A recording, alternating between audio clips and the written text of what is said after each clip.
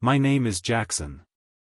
I come from a wealthy family, but that wealth was never something handed to us without effort.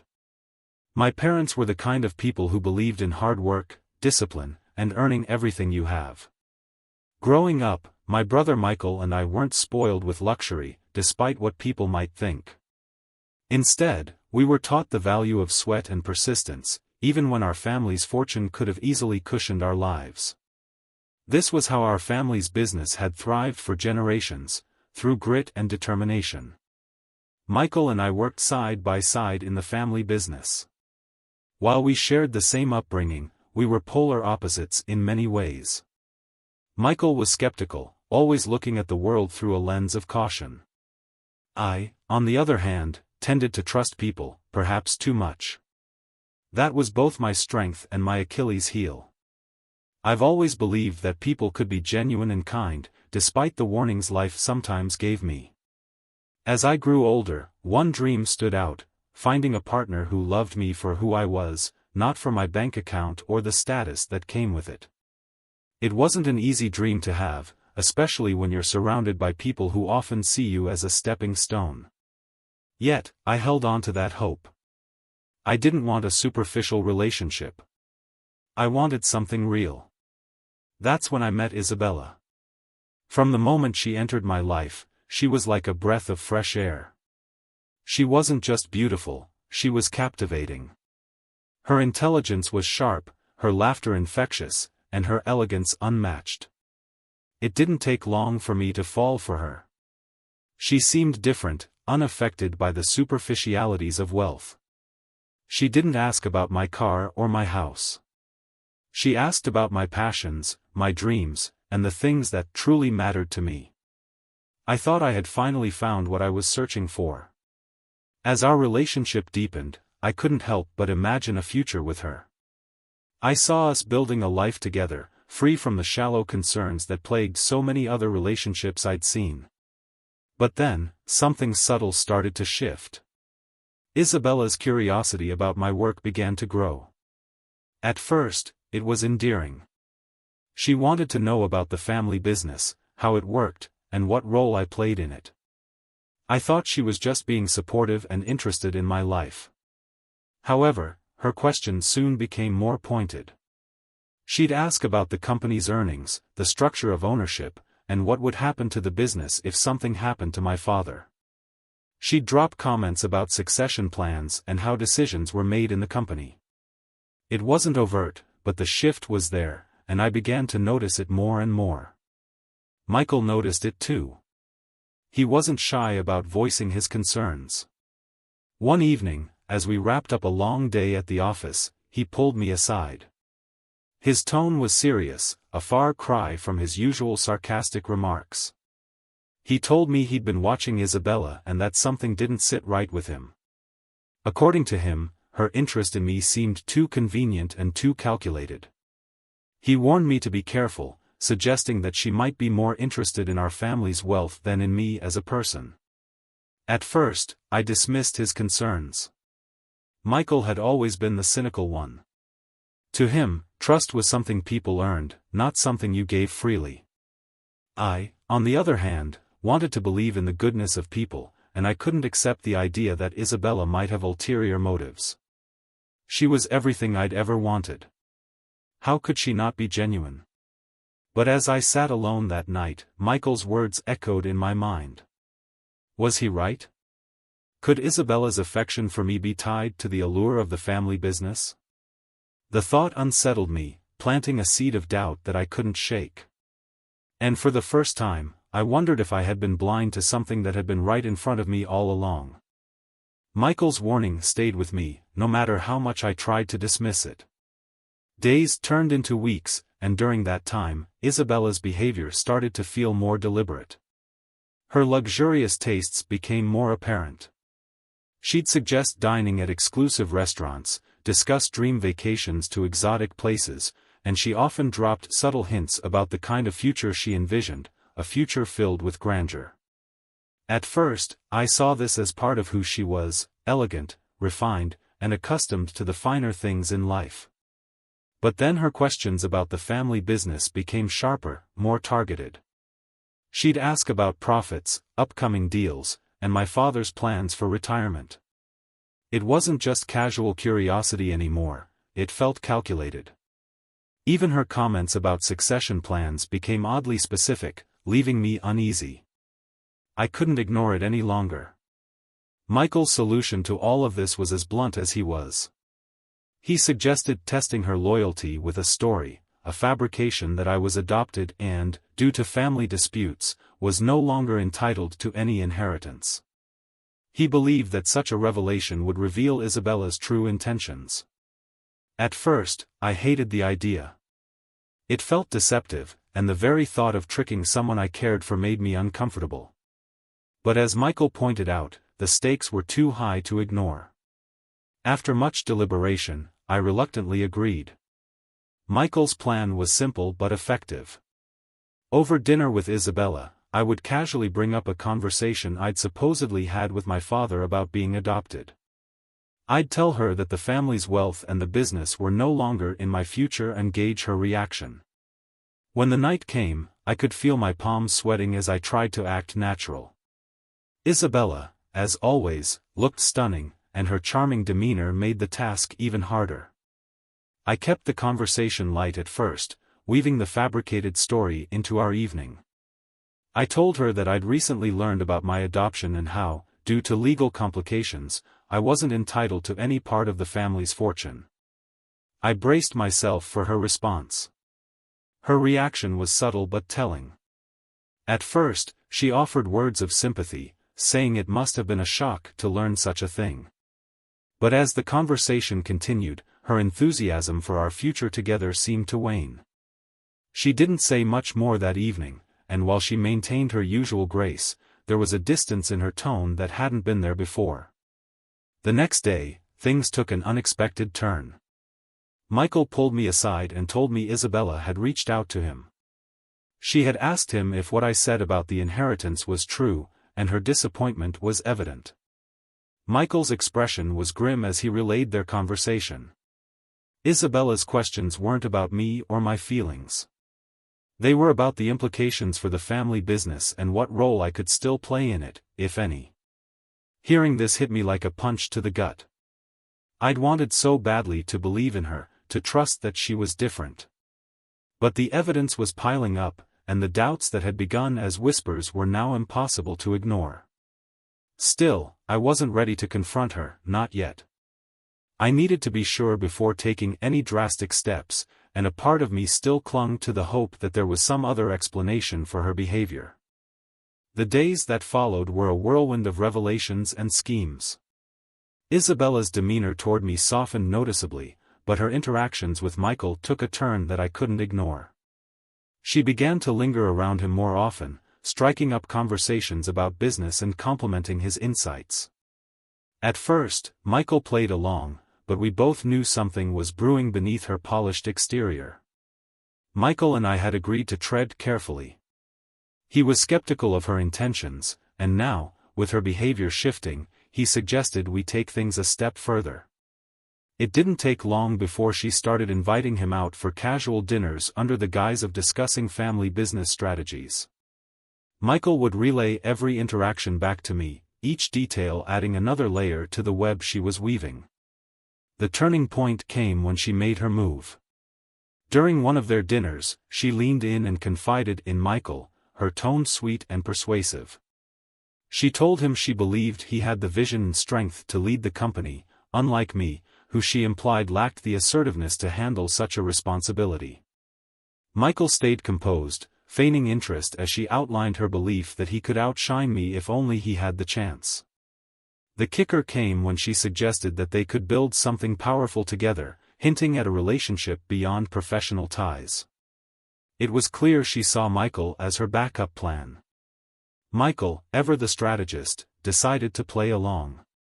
He assured her he'd think about what she was saying but stressed the importance of keeping their discussions private for now. This gave us time to collect the evidence we needed. He began recording their conversations, saving messages she sent late at night, and even discreetly capturing videos of their meetings.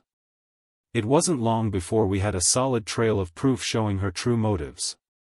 Despite the mounting evidence, I felt a strange mix of anger and disbelief.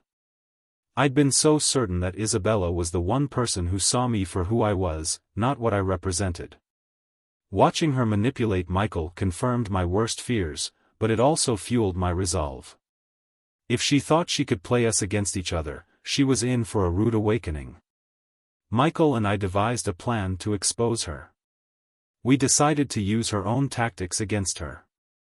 Michael's next step was to pretend he was seriously considering her proposal. He hinted that he'd need time to gain more influence within the company and subtly suggested that keeping their relationship secret for now was in their best interest. Isabella, thinking she'd secured a future ally, agreed without hesitation. Over the next few weeks, their secret meetings became a regular occurrence. Michael kept me updated on every interaction, and each piece of evidence we gathered painted a clearer picture of her ambitions. She wasn't just interested in the company, she wanted control, and she was willing to manipulate anyone to get it. For me, this wasn't just about business anymore. It was personal. Isabella had played with my trust and my emotions, and now she was doing the same to my brother. The final straw came when Michael shared a recording of her openly admitting that she'd stay with me long enough to secure her position but was ready to transition to him once he took control. Hearing her cold, calculated words shattered any remaining illusions I had about her. I knew the time had come to end this charade. Michael and I worked together to plan her downfall. Our family's upcoming dinner party would provide the perfect stage for her exposure. We would confront her in front of everyone, using the evidence we'd gathered to reveal the truth. It wasn't just about embarrassing her, it was about protecting our family and ensuring she couldn't harm anyone else. As the night of the dinner approached, I steeled myself for what was to come. Isabella had shown me her true colors, and now it was time for her to face the consequences of her actions. The stage was set, and I was ready to bring her facade crashing down. The family dinner was set in motion, a grand event that brought everyone together under one roof. The atmosphere was lively, filled with laughter and the clinking of glasses. Isabella, dressed to perfection as always, played her role flawlessly, charming everyone around her. She moved through the room with practiced ease, greeting relatives and engaging in conversations that showcased her wit and elegance. But beneath the surface, Michael and I knew what was coming. When the time felt right, Michael gave me a subtle nod. I stood up, clearing my throat to grab everyone's attention. The room quieted, and all eyes turned toward me. My heart raced, but I pushed forward, explaining that I had something important to share with the family. I began by expressing gratitude for their support and then shifted the focus to Isabella, praising her as someone who had become a significant part of my life. It was the perfect setup. Isabella beamed, likely expecting an announcement about our future together. Instead, I turned the conversation, revealing that recent events had raised concerns about trust and intentions. The room grew tense as I explained how Michael and I had noticed inconsistencies in Isabella's behavior and decided to investigate further. Michael stepped in, presenting the evidence we had gathered. One by one, he displayed the text messages and recordings, each one more damning than the last. The family's expressions shifted from confusion to shock as the truth unraveled. Isabella's composure began to crack. She tried to interject, claiming the messages were taken out of context, but her voice wavered. The recordings were the turning point. Hearing her manipulative words and calculated plans laid bare left no room for doubt. She had used me as a means to an end and attempted to sway Michael with promises of power and partnership. The betrayal was undeniable, and the room's atmosphere turned icy. Isabella, realizing she was losing control, shifted tactics. She claimed that her actions had been misunderstood, that she had only been trying to support the family business. When that failed to gain traction, she resorted to tears, painting herself as a victim caught in a whirlwind of misjudgment. It was a desperate attempt, but no one seemed convinced. Michael delivered the final blow. He revealed the full extent of her manipulations, recounting every calculated move she had made. As he spoke, Isabella's panic became evident. She tried to change the subject, steering the conversation toward her relationship with me, but it was too late. The evidence was overwhelming, and the family's trust in her had crumbled. In a last-ditch effort, she dropped a bombshell, claiming she was pregnant. The announcement sent a ripple of shock through the room. For a brief moment, it seemed like she might have succeeded in shifting the narrative. But Michael, ever prepared, had anticipated this move. He calmly stated that Isabella's claim was untrue, providing proof that she had fabricated the story as another layer of manipulation. The room erupted in whispers and murmurs. Isabella's facade had completely shattered, and she was left standing amidst the wreckage of her lies.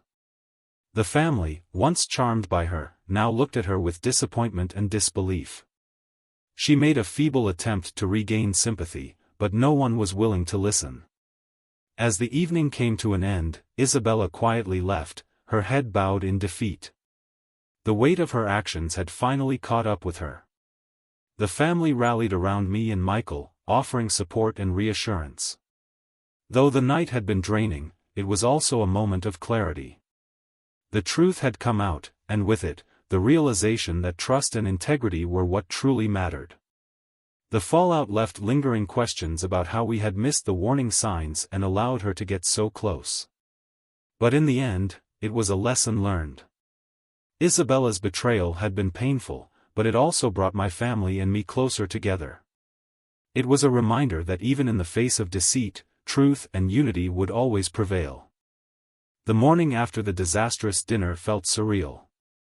The house was unusually quiet, the echoes of the previous night's revelations still lingering in the air. As I made my way downstairs, the weight of what had transpired settled heavily on my shoulders. Isabella was gone, and with her, the illusions I had built about our relationship. My family wasted no time taking decisive action. My father and mother were furious, not just at Isabella but also at themselves for not seeing through her sooner. They made it clear to everyone that she was no longer welcome in our lives. Even Isabella's own parents, who had attended the dinner, expressed their disappointment. They had been blindsided by her actions and didn't try to defend her. Their shame was palpable, and they left quietly, avoiding any further confrontation. For Isabella, the fallout was swift and unforgiving. Without the support of my family, her position in our social circles crumbled. Her connections dried up, and with them went the lifestyle she had so carefully cultivated. Word spread quickly, and soon, she found herself ostracized. She had no job, no allies, and no way to recover the image she had worked so hard to maintain. Her desperate attempts to salvage her reputation only made things worse, as more people came forward with stories of her manipulative behavior. For me, the days that followed were a mix of reflection and rebuilding. I couldn't help but analyze every detail of our relationship, searching for the moments where I should have seen the truth. The signs had been there all along, but I had ignored them, blinded by my desire to believe in her sincerity. It was a harsh lesson, but one I knew I needed to learn. Michael, as always, was my rock. He never once said, "I told you so," even though he had every right to. Instead, he focused on helping me move forward. He reminded me that our family's strength came from our unity and that we'd weathered far worse storms together. His unwavering support was a reminder of what truly mattered, the bonds of trust and loyalty within our family. I started to make changes in my life. I took a step back from the business, allowing myself time to heal and reassess my priorities. I spent more time with my family, appreciating the people who had always been there for me. Slowly but surely, I began to feel like myself again. The pain of betrayal didn't disappear overnight, but it became a part of my story, a chapter one could learn from. One day, as I stood in the family garden, watching the sun set over the horizon, I felt a sense of peace I hadn't experienced in a long time. The chaos and deceit were behind me, and in their place was a newfound clarity. I realized that my worth wasn't tied to anyone's perception of me, and I didn't need validation from others to feel complete. Life moved on, and so did I. With each passing day, I grew stronger and more confident in who I was. I knew there would be challenges ahead, but I also knew I was better equipped to face them. My family's unwavering support and Michael's loyalty had shown me the true meaning of resilience and love. As I closed that chapter of my life, I looked forward to the next one with hope and optimism. The future was unwritten, but for the first time in a long time, it felt full of possibility. I was ready to embrace it, free from the shadows of deception and stronger for the lessons I had learned.